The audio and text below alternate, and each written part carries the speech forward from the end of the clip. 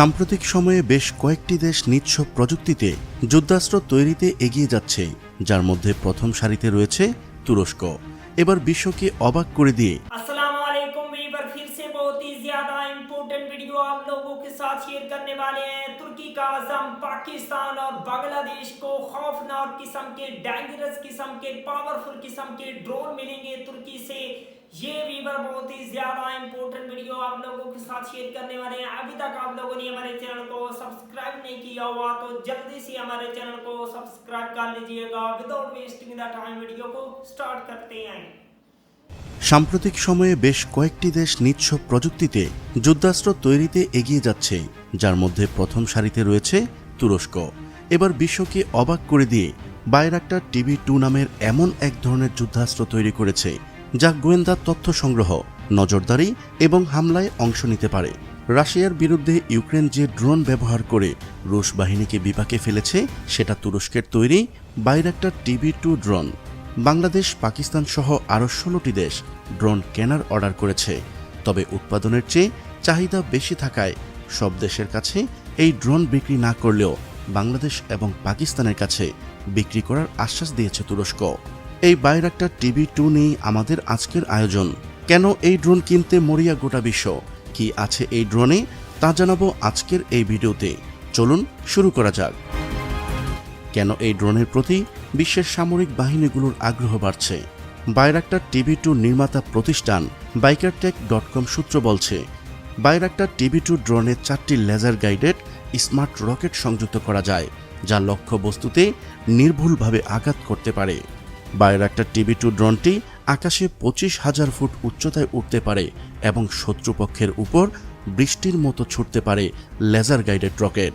মানুষ্যবিহীন ড্রোনটি ঘন্টায় 129 কিলোমিটার থেকে শুরু করে 222 কিলোমিটার গতিতে দৌড়তে পারে।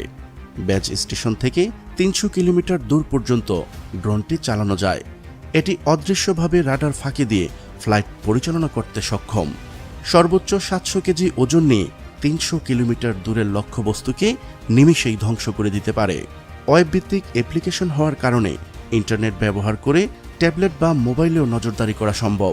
তাই অনেক দেশই এখন এই ড্রোনের প্রতি আকৃষ্ট হতে শুরু করেছে।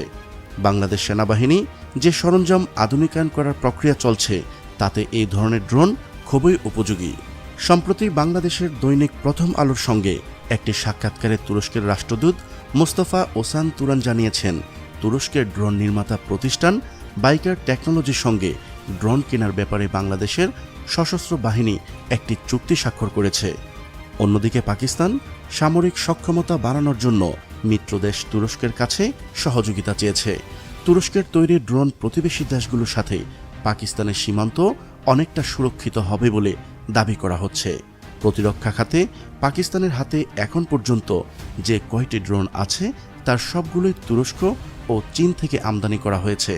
অতি সম্প্রতি পাকিস্তান চীন থেকে 50টি উইংলুং নামক সশস্ত্র ড্রোন আমদানি করেছে, যা পাকিস্তানের চির প্রতিদ্বন্দ্বী ভারতের ভূমিতে কার্যকর সামরিক কাঠামোর জন্য রীতিমতো দুঃস্বপ্নের কারণ হতে পারে।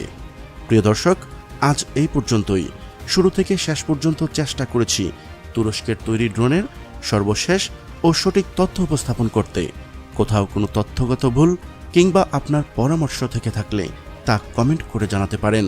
নিশ্চয়ই আবারও দেখা হবে নতুন কোনো বিষয় নিয়ে। ততদিন পর্যন্ত ভালো থাকুন, সুস্থ থাকুন। আল্লাহ হাফেজ।